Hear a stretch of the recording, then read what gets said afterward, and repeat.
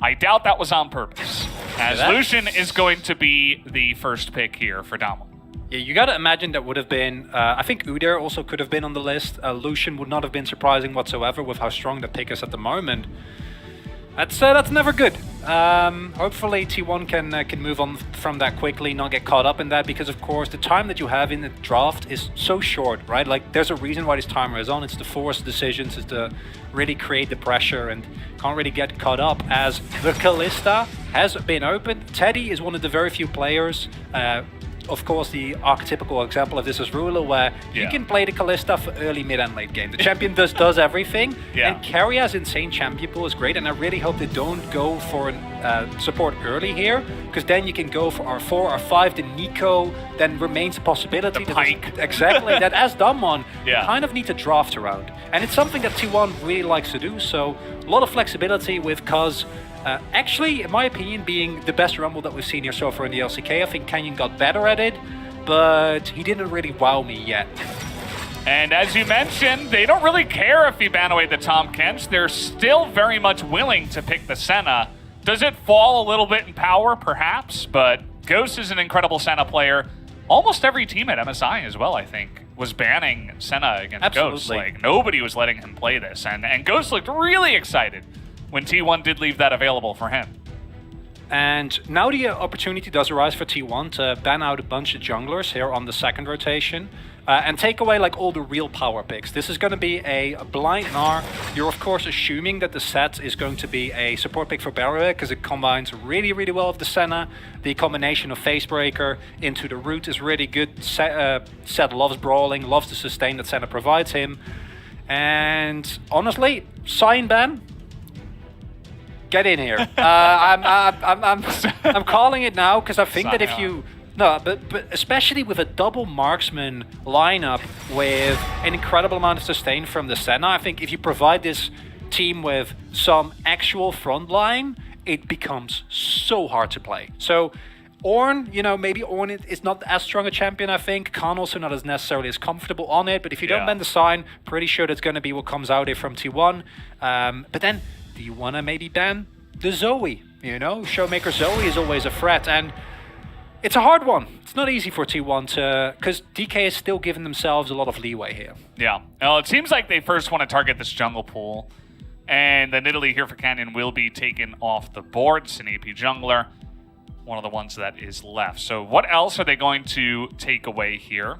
You mentioned many different options, but I'm curious to see kind of where their mind lies. It'll be Udyr, which was also left up. As expected, taking away some of the power picks. And I think in Italy is also a read from T1 that set might not be support, and it might actually go on top side because the set in Italy obviously not as good as the Renekton in Italy, but it can do similar things where you lock someone down and kind of go from there, as the Leona taken away here. And of course, I think known T1 probably an R5 support counter pick for Keria here. For Teria. Yeah. I mean, you started it, and now I got to run with it. Yeah, it's on you, really, Valdez. They're just a combination. It's like the Power Rangers, except there's only two of them. Ooh, I like this a lot more. This is lovely because technically there's still flexing potential here. I expect it to be a Gragas support because it synergizes incredibly well with the Kalista, but you could go into a situation where you go for the mid-rumble, you go for Kaz's Gragas in the jungle, right? Which is not something we've seen in quite a while, but it's a possibility. I'm not the biggest fan of the Diana. I feel like the champion has not really wowed me yet, but it looks like they are going to lock that in. Has been generally decently high pro when the main wave of junglers is banned out, and you do have a lot of AP or AD damage rather available, right? So it makes a little bit of sense. No. Just no. Okay, the Jace is going to come in here, and Khan giving a nice big flex. I think we know where that Jace is going. As TF, the consideration here. But will he go for the cannon? Don't think so. Victor is what they hovered before. And it is a decent amount of magic damage, but I think it's okay to go ahead and pick this up. You have some really nice range, some nice burst, but instead it is going to be a change to the Akali last second, as that should be Faker hopping onto that pick. I was about to say, the Victor is a pick you'll be okay with as a T1 fan, but you won't be excited about it. Faker on Akali, you will get excited about. Akali has had some bonkers performances already. Low King Lava, comes to mind, but there have been plenty of really good Akali performances already, and we're 3 days into the tournament, so the pick is quite strong. It's also been banned a bunch of times. However, I do think into the Lucian, the early game is going to be pivotal. If Showmaker can find a big lead there, it's going to make Faker's life so much harder. And while he'll have all-in potential, that top side from T1 is not amazing. That in conjunction with the fact that there's not that much CC for Cuz, makes me favor DK's composition. However, if they fall behind, if the hard engage is too much, can still be a decisive victory here for T1. Yeah, definitely can.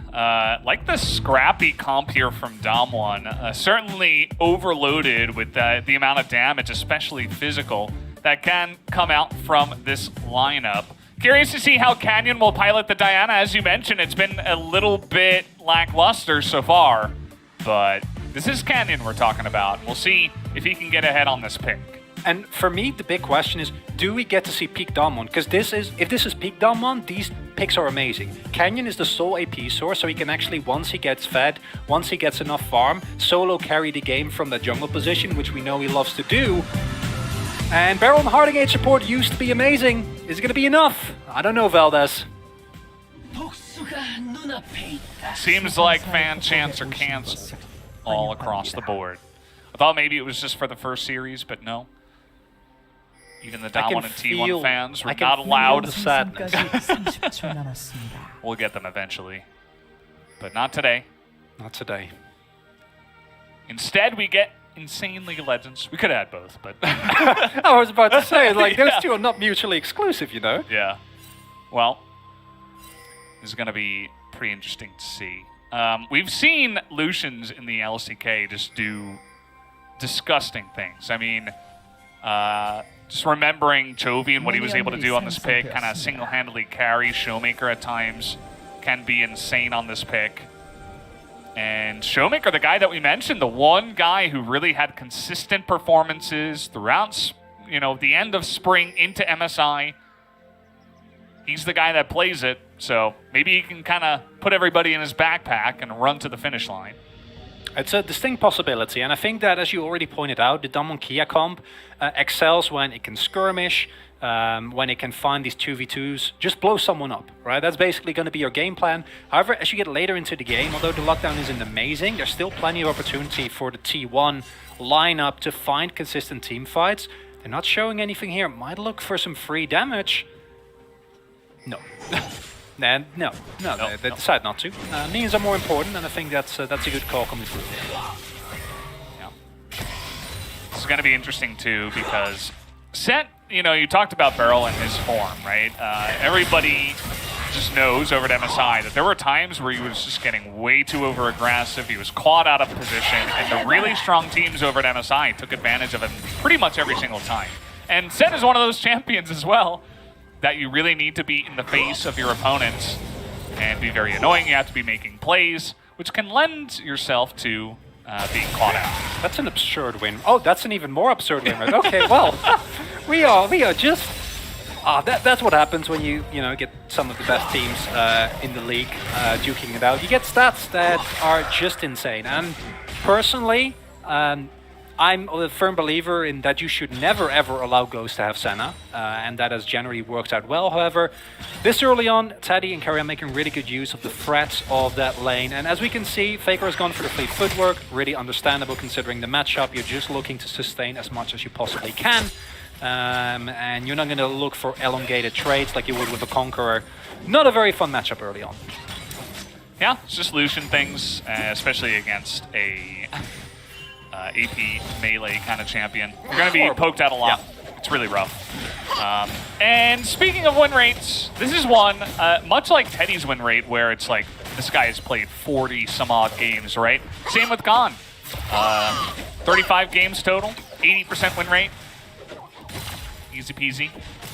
It's definitely not easy peasy though. It's incredibly hard to pull off as Cuz is looking for a gank, and you see Canyon was kind of scouting in the enemy jungle, but does not spot him here. And Khan jumps in, the perfect time to get baited. Although he is really fast on the Jace, and he kind of just laughs at the Rumble. But here comes the slow out of the Gnar. Probably going to force a flash here from Khan. Here's the follow-up from Kana. And now it should just be running down the Jace from here on out. The flash available for Cuz, and that is an easy cleanup. First blood took a little bit, but they got the job done. Tragic timing, and it's the feeling of safety that Khan had there because Canyon was in the vicinity. Canyon warded, they didn't see anything, right? And there was not really any information given as to where Cuz had started. And yeah, that creates an opportunity. He basically sneaks in, and he's immediately back now with the teleport also being used. No vision available. If Khan dies or again, yeah, he warded. He did, and they know he warded the brush. So I think Khan is going to be fine at this time, but that's still a great start here for Cuz, and it's something that's necessary because if you just let Damwon Kia freely use their priority, we know what happens, right? Like, they'll get Canyon ahead, they'll start invading you, and they're never going to let you back into the game. We've seen that many times before. And, you know, while Canyon was power farming, he has opened up a nice little lead here for himself. About 4 camps ahead, he got both scuttles, so at least for himself, he's feeling pretty good. We're going to take a look here at the replay. That does come in, of course, no vision. Khan jumps in right at the time when the gank does come off. And it's an elongated chase, but there's not that much you can do as Khan. Running towards the turret doesn't really get you anything. Then Kana will definitely get that final auto, and you're just going to die as well. Not a lot to be gotten there. However, push comes to shove, he didn't really lose out on a lot of experience, a lot of creeps, so he's still able to do just fine, maintain his lead, and it's mainly a question of whether or not Cuz can leverage this kill into more pressure around the map. And meanwhile, we see the T1 bot lane getting the better hand of that matchup, I think, as to be expected. Really pressuring well. The Kalista, of course, insanely strong in a situation like this, and it's also, as Beryl, either you all in or you don't do anything at all, right? Because a Kalista, if you go for an elongated trade and you don't actually hit her, it's just pretty much over. Yeah. They're going to wait out here and go for a possible dive. Here's a possibility. Canyon is going to hit 6 of this wave. You know, I think it might just be to keep Khan safe, because the lane was frozen there by Kana. He's been talking to LS a little bit, you know. Makes sense, around the same team. But, you know, it was really nicely pulled the lane into a position where the Jace has to step up. The threat of a gank is apparent, right? But really nicely read here by T1. They're just going to go for the Drake. The Diana up on the top side of the map, then going for the back. This is pretty free for the side of T1 now. It's a nice start. As mentioned previously, as we can hear Rumble shout loudly, as he likes to do with this skin. A lot of verbal agreement on what he's doing, so we all know at all times what Rumble is up to. It's really, really nice of him. And if we look at this early Drake, I don't think T1 necessarily needs it. As said before, I think they actually do have a lot of pressure as we get further into the game, if they can maintain even footing and not fall too far behind. But it gives you so much more leeway, right? In case that the rest of the map goes a little bit rough, a couple of skirmishes don't work out, you still buy yourself so much more time, which against a team like Damwon Kia might very well be necessary. Yeah, it does feel pretty necessary. The mid lane here, Faker, you know, getting some levels. He did go for the pen boots, magic pen boots, so pretty interesting to see as well. Doesn't go for the plated steel caps against the Lucian. He has fallen behind a bit, and Showmaker has a call. It's just the way it's going to go, guys. That's kind of what Lucian does. You know that as you go into the matchup. Also no arm guard, as you're saying. I think the benefit of the Sorcerer Shoes is that your all-in potential, not just on Lucian, but on anyone, is a lot more threatening than it would be with a more defensive option. But it does mean you're probably going to have to sacrifice a couple of creepies left and right. Doesn't feel great, but what you going to do about it? Unfortunately, not that much. However, due to Kana now feeling a little bit more comfortable, you know, he's found himself the plated steel caps that you mentioned earlier, and he's feeling good. Okay, well, Damwon just saying this Herald is ours. They're going to just straight up go for it here. They have the prio in the mid lane and the top lane, so just easily able to come together right when this thing spawns. And there's no vision really on it, right? It was denied by the control ward here. So even if they had a suspicion, or if they saw people running into that, it was going to be difficult for T1 to challenge. That will be the Rift Herald going to Damwon. And there's got to be a point where I think the second Drake might be the breaking point, where we're gonna have to see T1 take some team fights. Because that is what they want to do with this composition. There is so much raw team fighting power in the combination of the Gnar, right, into a Rumble ultimate. There's the Gragas that can provide amazing engage and with the help of the Fade School also get out fairly easily. And yet again, might be setting up a trap here. Kana purposefully playing really far forward. Yeah, I mean, Kenyon is there. Yeah. It's a double bait. Who's baiting who? It's a good question. Who's gonna back first? He has no Gnar, right? And back. Yep. Yeah. No jungler does anything in the end. Yep. Khan showing some presence there in that lane, so they just want to be safe. They're just gonna back away on that one. This mid lane, not much to talk about here, mostly just farming. And Lucian getting ahead, that's kind of what happens. T1 with a nice start with the Infernal and the kill. But other than that, I mean, some of these CS deficits with the strong lane picks that Damwon did go for, they open up the Rift Herald as well. So in terms of the golds, DK definitely going to enjoy a nice little lead here. However, I don't think it necessarily translates into big item leads. And that's really what we're going to be looking towards. Showmaker going for a really interesting pickup here in the Hex Drinker.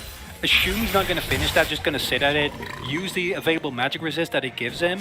And if we look at the T1 lineup, the mid-jungle duo is double AP, right? So the value that you get from the Hex Drinker is amazing, and with Showmaker wanting to play as far up as he is, it might provide you just those couple of seconds to wait for, say, Canyon to come in if you do get ganked.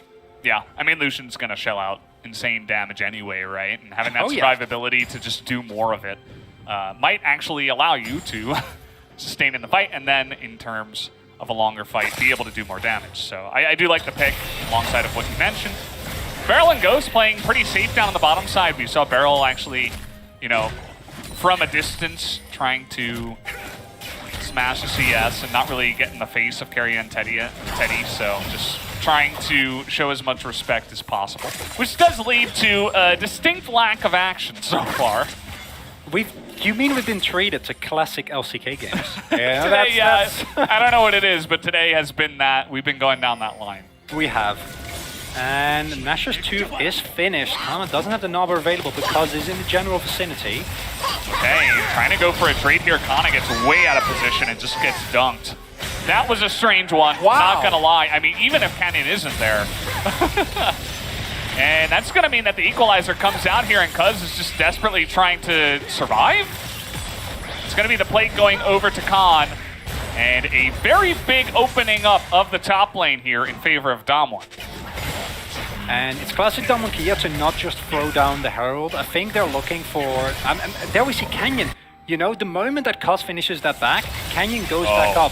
And ooh. Nope. Oh, okay. I was about to say, like, if they don't send anyone to the top side, that might be a first turret bot with the Herald. Is almost timing out though, so they actually need to place it sometime soon. Presumably going to be in mid lane, and then maybe leverage that into some pressure onto that Ocean Drake. Canyon? It's timing out. He went to go do the grump and my heart rate increased. I'm like, sir? It's calculated. Yeah. You know, perfect timing. Look wait, at this. wait, Like, it's the turret. 2 seconds left. Just drop it down. And they put it down in the other lane where they have priority, in the mid lane. That's going to be Showmaker gobbling up some of that gold as well, alongside of Canyon. Things are looking pretty good. Now, T1 are definitely putting pressure on the Drakes, looking to take the second one in the Ocean. And with the amount of pressure that was put in the top and the middle lane, doesn't look like Damwon's here to fight over it. Understandably, I think as Damwon, the third Drake is really the one where it gets interesting as the Mountain Soul comes through. And I always like to you know, look and see which team benefits more from the Rift, especially when with Ocean, and particularly with Cloud, it's generally not as interesting, but Mountain is so nice. If you're a Rumble, if you're a Gnar, extra walls always make you really happy. Meanwhile, on the other end, DK also has plenty of AoE damage, but that wall stun, you know, into a possible Rumble ultimate at choke point. It's got to feel good for T1. And this match, even though it's a 2k gold lead for Damwon Kia, still very much in the realm of manageable. What is going on up there? Oh, Faker's able to land that shuriken, but he's not going to go for the second R and get in the face underneath the turret. Still flash available for Showmaker. And there is just a squad of people up on the top side. And you're giving away turret plates in the bottom lane.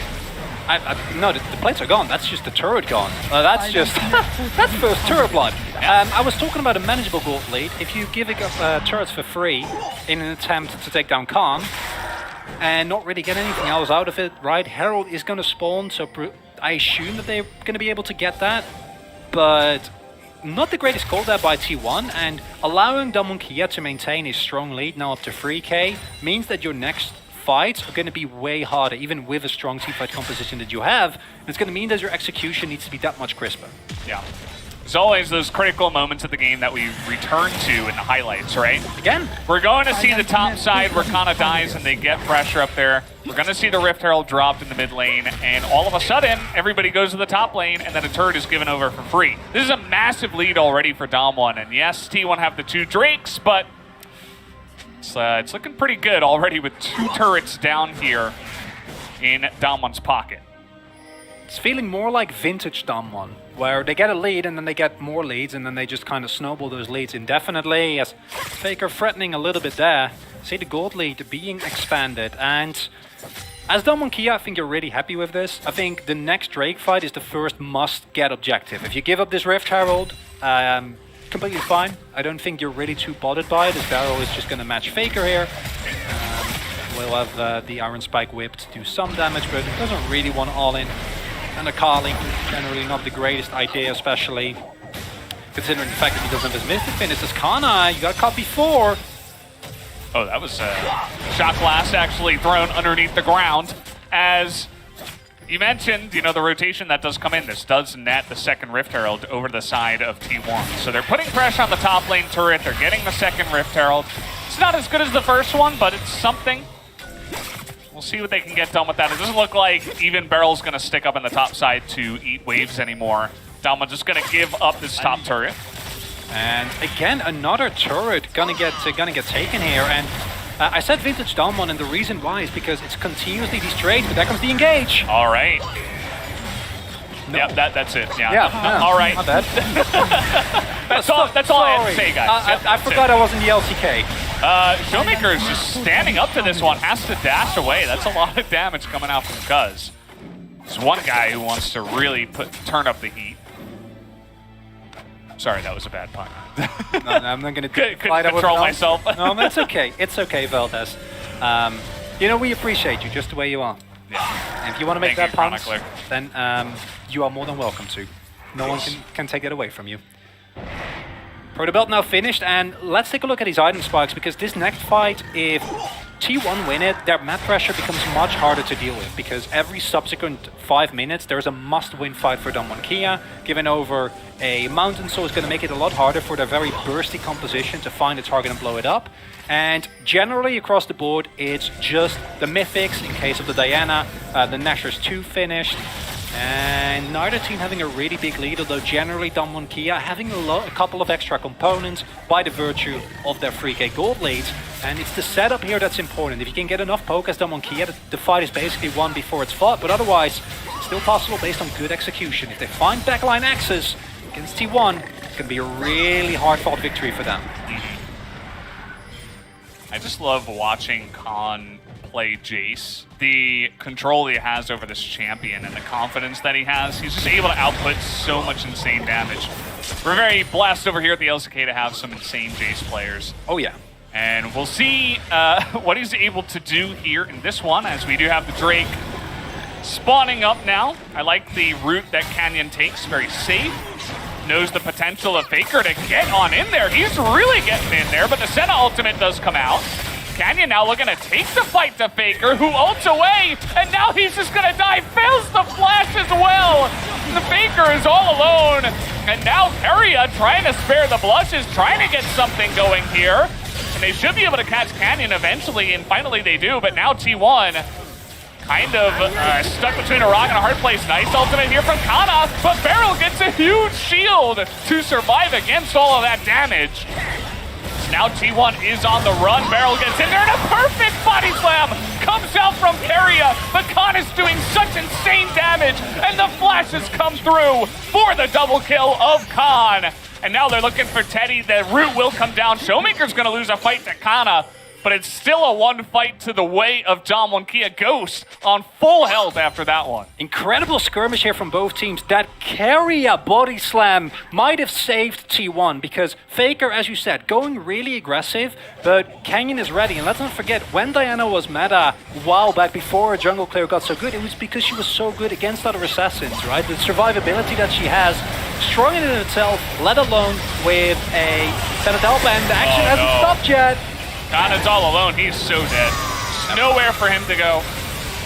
And not sure what he was even doing there, to be honest. Maybe checking the Drake, but they were definitely doing the Drake. So that's a bonus kill, I suppose, given over as well.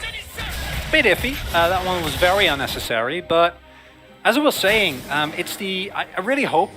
I don't know if we have the time for a replay considering the amount, and we just saw the first half, but the second half of the fight was actually way more interesting. Yeah. Because T1 leveraged the amount of resources and the split team by Damwon that Faker created, even though obviously him dying there very suboptimal, to still kind of strong arm their way into making something work, right? Because when you look here, you can see, sure, Showmaker dies, but one half of Damwon is on the top side, and T1 recognizes this with a beautiful engage from Keria. Cos throws down a really important equalizer here to completely prevent them from walking through that choke point. And in the end, it's a constant back and forth. The sustain from the Senna is just too nuts, right? Look at this body slam. Yeah, yeah. It's crazy. If that doesn't happen, I think the fight is just over here. They get 3-4 more kills, and you don't trade nearly as evenly. The fact that Kana dies here later really puts kind of a damper on the whole situation. Would have been much better in terms of trade. Yeah, it's a scuttle. So he's greening over the scuttle. That's what's going on. And he doesn't have hop, because otherwise he would have just hopped over the wall.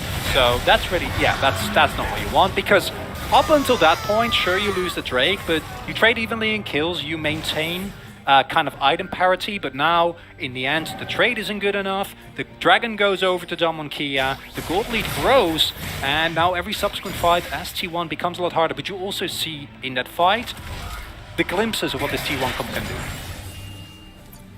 Yeah. It wasn't a very, set up 5v5 either. It was like Faker goes in, everything's kind of like torn apart. It wasn't your traditional 5v5. So maybe they heard us making fun of, traditional LCK style with the 2 kills in 20 minutes. Yeah. And they really opened it up. Faker really trying to push the issue, but maybe a little bit too much in that one. You can see he is, even though that was an unfortunate death, he still is incredibly strong. He's level 14 right now, and a couple of items under his belt. So we'll see if maybe he can be a little bit more efficient in the next one. The Mountain Drake did go over to Damwon, still enjoying a 4,000 gold lead at this point in time. And unlike the previous Senna that we saw, Ghost has gone for the Glacial Augment, which still very standard, haven't really talked about that. The Divine Sunderer, also an item that Senna loves. It has really good synergy with her Q, the all-night procs just do so much damage. It's kind of an Ezreal situation. And then also, like that Ghost is opting to lethality, is Khan probably dead. Khan is just dead. He's trying to put out as much damage as possible, but Faker just puts him in the dead zone. Gnar gets in there, gets an auto attack, so he nets himself an assist. Nicely done, Kana. It's gotta be done. Yeah, that's what I was talking about. I mean, this Akali, he was a little bit awkward in that last fight, but he's still able to do some insane damage. And this might provide an opportunity for T1 to take some control of the top half of the map, because something that Damwon has been very diligent about is choking T1 out of vision and never giving the actual opportunity to go in and get something going.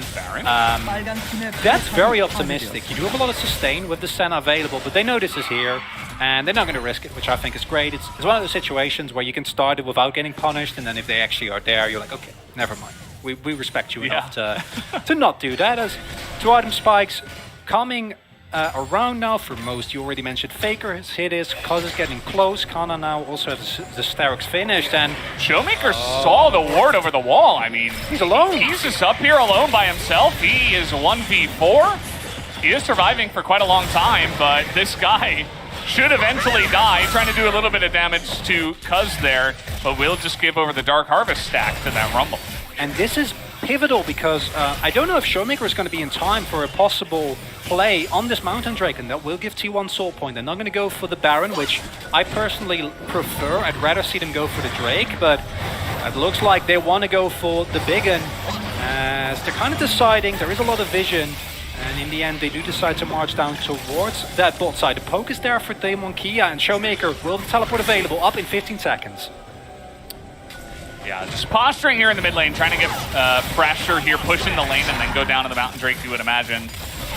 And really not much vision around this Drake here for Damwon. Damwon able to push up, though. A little bit faster than T1. T1 are trying to get position here onto this objective. DK say, okay, we're going for Baron.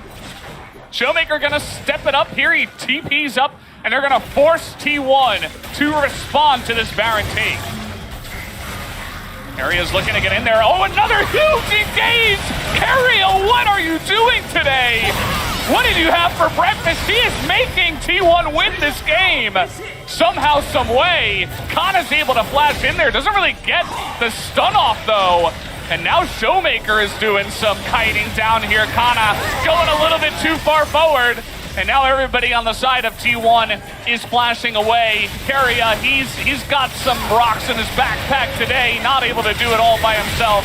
And Damwon will be able to take down the Baron. What a masterful fight by Damwon Kia. This is the team that we saw win Worlds last year, and this is the team that was kind of missing him aside. We saw glimpses of them, but the amount of damage that is soaked there by Beryl is absolutely insane. And if they can also grab this Drake... Oh, they didn't know about this TP, I guess. Teddy had no idea, and oh man. Come! And now this TP is coming in. Faker trying to spare the blushes of his team, and Khan just says, no, thank you very much. We'll take the Baron and the Drake and your lives. And that just might be game number 1 for DK. I mean, they're stomping him now. And I think that is, all of a sudden, that might just be game. That engage from Keria was beautiful, but I don't think we'll have the time for a replay, because if I'm not mistaken, Damwon Kia can at very least push for the inhibitor and possibly more here, Valdez. Yeah, I mean, they're really gearing up here. And there's not much that Keria and Kana can do alone. So that is going to be the inhibitor going down. 26 minutes in, so the death timers aren't insane at this point in time. So they're not going to go for more. Just take that one. But they're still in such a comfortable position now after all that. And it looks like Khan's Jace win rate might be reaching new highs. And here is what we saw earlier, right? This is a beautiful engage from Keria. The immediate Fate's Call, but thanks to the flash from Ghost, really the only person they get... I don't know what's going on. Like, Damwon have been having a really clean, dominant game, but they've also been caught like 3 times. 3 different players. I don't really know why that's happening, but it's a thing. Call it the MSI hangover. Let's call it that. Yeah, I don't know what that was about. This Khan, this is just... They had no idea either. You mentioned his Jace, right? He's a 3-level lead. There's nothing that Cuz can do here, and that teleport, like the moment you press the button, like, oh man, oh no. Yeah. If they knew, they were just sacrificing their life to try to burst down the dragon. Like. Yeah, as Beryl does get caught here, and I gotta agree with you. I don't think that you should ever teleport there. I think that you know that the rest of Damwon Kia is beelining for it, and it's a spur of the moment thing, so it's best not to dwell on it. But I think by the time the teleport was channeled, Khan had basically already killed both of them, right? And the health bars were low. If you do that, maybe immediately go for the TP if that was available. I'm not sure what the situation for Faker was, but now Damwon Kia, they can balloon this gold lead and make this game infinitely harder for T1 to play, because, well, theoretically, T1 still have an absurdly strong wombo combo, and see how willing they are to pull the trigger. With 2 Mountain Drakes and a lead like this, it becomes so much harder. Coming in now, 12 seconds on the Baron buff, looking to get a little bit more off the top. And not gonna... Okay, they're letting the cannons do the job. basically. As the last couple of shots will come in. They're still very far ahead and strong, so even without the Baron buff, looking to chip away at the inhibitor. But not taking any chances here is Dom. You can see very careful about how they step forward.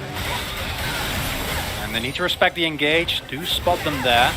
And as you said, Dom and Kia, they have been called out a couple of times. They're really far ahead. This game is almost in the bag, but you gotta be careful. You gotta stay respectful, because T1 has already shown that they will hard engage on you if they see an opening. And Carry has the flash available again. Carry is trying desperately to solo carry this one, but he can't. And I think Dom are respecting him more than anything else. But yeah, that's gonna be a second inhibitor that does go down. And about 7,000 gold in the lead. And so just gonna go ahead with that one. They got a couple of Mountain Drakes. We got a third one spawning in a minute and a half. We'll be looking for that. And really the strongest person on the side of Dawan actually ends up being Khan, I guess, after all the kills he was able to scoop up after the dragon fight, right? This is, you know, the classic caster move where you're like, I would really like to see Khan on Sion, and then he, like, gets Jace, Yeah. and has, like, a 90% kill participation, and is, like, single-handedly carrying team fights. Like, okay, Khan, okay, sorry for mentioning the Sion. Area. Are we going back in? I suppose we are. Showmaker's just dead, but now Khan gets angry, gets in the face of them. He flashes the wall, and the stopwatch is so beautiful as well, but he will go down. This is such a messy fight that's coming in here, as Ghost is left alone on the left side as well, but Damwon are winning the right, as Faker will survive. But he is all alone. Finally, Kana does make his way over Beryl, trying to frontline here for Canyon, but Canyon a little bit too behind the wall. Faker incredibly scary at the same time, and Damwon just buying some time for the minions to push in. Look at the base. Base is going down. Okay, well, Faker is he's trying to flash in, looking for that kill, and he will be able to pick it up. Beryl actually not able to find the Akali. And okay, nicely dodged there, but the Shuriken doesn't land, and Kana should be able to pick up the kill anyway. Really nicely fought here at the end of it all, as 2 more kills will go to the side of T1. It's not over just yet, Val. As T1 are not letting go of this one. Might be able to pick up a Drake here as well if they can hurry their way over. One does go down, and this is the rewards for the play earlier, but Keria yet again, and Showmaker getting a little bit over eager here, really chasing. I think as soon as the Fate's Call is used, you have to back out immediately, but doesn't get the opportunity because he used the relentless pursuit to dash in, which we've seen many a time is not great. Khan plays this fight beautifully because he buys so much time, which allows Canyon and Beryl to actually take down Teddy into his Guardian Angel. He will die shortly thereafter, but Faker, he's level 16, right? He's been able to get up his ultimate, and even though he doesn't have the sustain that you would traditionally have with an Akali at this point in time, this just beautifully played here. Yeah, really nice use of the Shroud as well, saves it for exactly this moment. He's not quite able to land that Shuriken, but it doesn't matter because Kana's here. He's able to finish the job. Now we return to live. It's 13-12 in the kills. Damwon still pretty heavily in the lead here with the Baron up. You can see they're threatening this with their huge amount of Baron damage that they have with this composition. And it's understandable. They can also do it with relatively low risk thanks to the sustain that Ghost provides. They have a very tanky Beryl. So gonna feel good about that. Baron does get started up here. T1, they need to walk into unwarded territory. They can't really afford to. If anyone dies here, Damwon Kia can just run up to that final inhibitor turret and basically immediately blow them up. So they need to just kind of let it go. They need to give up this Baron buff and hope that they can win a subsequent team fight, because unless you get a clean 5v5, and you can't do that unless you know where everyone is, you can't walk into the jungle like that. I don't think T1 has a shot. Yeah, it's looking pretty rough at this point in time. But we'll see how this game does go. There have been some really nice individual super plays in this game. I wouldn't call this the cleanest game of League of Legends I've ever seen, though. Feels like both sides are really trying to flex a little bit and limit test. Not in the literal sense of the word, but really trying to make the plays here. I am kind of happy that, as I expect of two teams of this caliber, is that it feels like no territory is taken for free.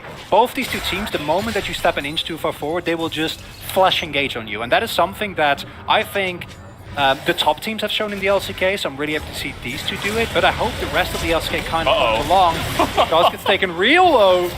Lucian, fun champion, especially when this far ahead against some squishy targets. They have Baron buff. Yeah. Baron buff makes this building destruction a little bit easier as well. We are just pushing in. The TP is coming on in, and this is Faker, but they're looking for the kill onto the Gnar, who's about to hit Mega Gnar. Can he actually do anything? A big stun into the wall, and they're looking for Showmaker, but he will survive the flash away, and Faker is not able to pick up the kill onto this Lucian. Cousin Teddy getting some crazy damage done on the left side, but T1 just a little bit too far behind and not able to make it count, as Damwon Kia will take down that final turret, and they will take down the first Nexus of the series, but not before they take out Cuz to pad their stats. And that's the Maw of Mamortius value right there. And